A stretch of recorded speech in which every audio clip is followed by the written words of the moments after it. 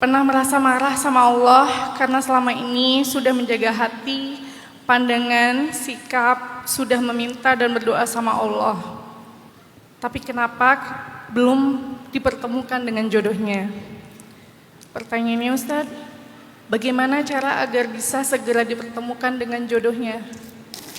Mohon izin Ustadz, saya dapat titipan pertanyaan dari teman saya. Oh, just tip. Pertanyaan titipan dari teman. Just tip, oke. Izin just tip Ustadz Kamal. Silakan Mbak Eka untuk pertanyaan just tipnya. Sebelumnya saya mau cerita sedikit. Saya punya teman usia dia 34 tahun. Kalau dari segi karir dan kerjaan, alhamdulillah mulus. Dan dari zaman sekolah selalu dapat nilai yang terbaik. Sekarang baru mendapatkan beasiswa S3 ke luar negeri. Dan menurutnya pencapaian terbesarnya bukan itu semua Ustadz. Tapi dia berharap bisa didekatkan dengan jodohnya. Sampai saat ini belum ada tanda-tanda itu. Sempat pernah depresi karena ternyata orang yang dia suka tiba-tiba kirim undangan pernikahan.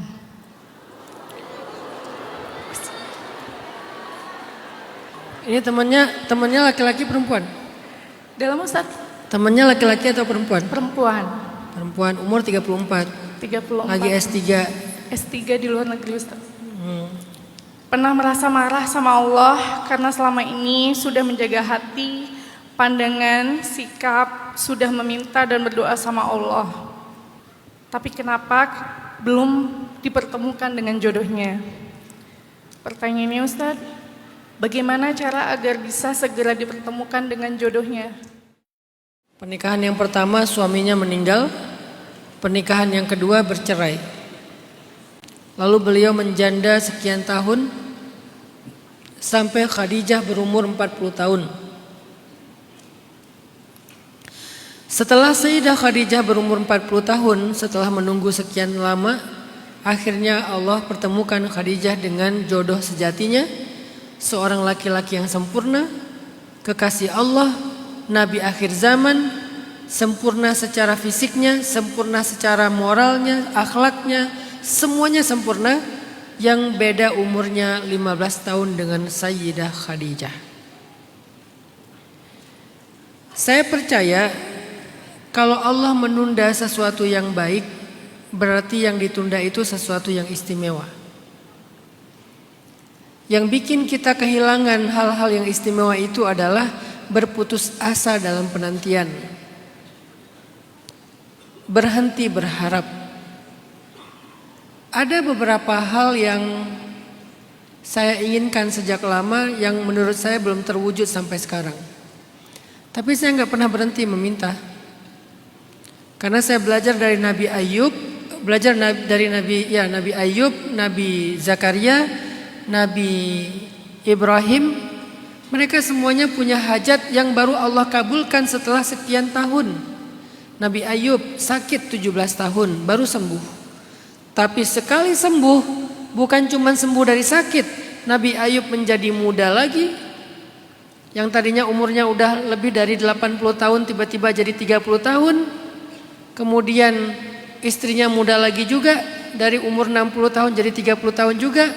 Kemudian mereka jadi pasangan seperti pasangan baru lagi, kayak baru menikah, dikaruniai anak 10-10-nya semuanya solih-solihah.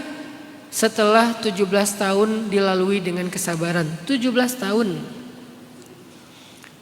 Nabi Ibrahim dan Nabi Zakaria minta anak 50 tahun. Selama 50 tahun kata Nabi Zakaria, walam akum bidu'aika rabbi syaqiyya. Aku tidak pernah berputus asa meminta kepadamu ya Allah. Gak pernah berputus asa. 50 tahun berdoa. Tapi sekali-kalinya dikabulkan, anaknya Nabi Zakaria bernama Yahya. Allah yang kasih nama Yahya. Bukan cari di Google. Nama estetik bahasa Sanskerta. Gak ada. Allah langsung yang ngasih nama. Ismuhu Yahya kata Allah. Namanya Yahya. lam naj'al lahu min qablu samiyya. Samiyya bahasa Arab yang jadi bahasa Sunda. Sami. Lam naj'al lahu min qablu samiyya artinya tidak ada yang sama dengan itu. Dia anak yang paling istimewa. Enggak ada yang sama dengan dia. Sedangkan Ibrahim setelah 50 tahun berdoa belum dikabulkan, sekali dikabulkan punya anak 2. Yang satu namanya Ghulamun Halim, anak yang enggak pernah marah, Ismail. Yang kedua Ghulamun Alim, anak yang sangat cerdas, Ishak. Dari Ishak muncul cucunya Ibrahim, Yakub. Dari Yakub muncul cicitnya Ibrahim, Yusuf. Jadi Ibrahim punya keturunan langsung berurutan nabi semuanya. Sedangkan dari Ismail kelak muncul cicit-cicitnya Ibrahim yang paling hebat yang bernama Muhammad sallallahu alaihi wasallam. Jadi saya percaya kalau Allah menunda satu kebaikan dalam hidup kita, berarti sesuatu itu sangat istimewa. Sehingga ketika doa saya belum dikabulkan setahun, di satu sisi saya berharap, di sisi lain saya makin penasaran. 2 tahun makin penasaran, 5 tahun makin penasaran, 10 tahun makin penasaran. Ada doa saya yang udah 11 tahun lebih saya meminta, belum Allah kabulkan, makin penasaran saya. Ini seistimewa apa sih nanti Allah akan berikan ini? Jadi orang beriman itu gak pernah menyerah. Orang yang menyerah dan tantrum kepada Allah berarti dia perlu belajar iman lagi. Karena iman itu yakin, sedangkan menyerah itu ragu.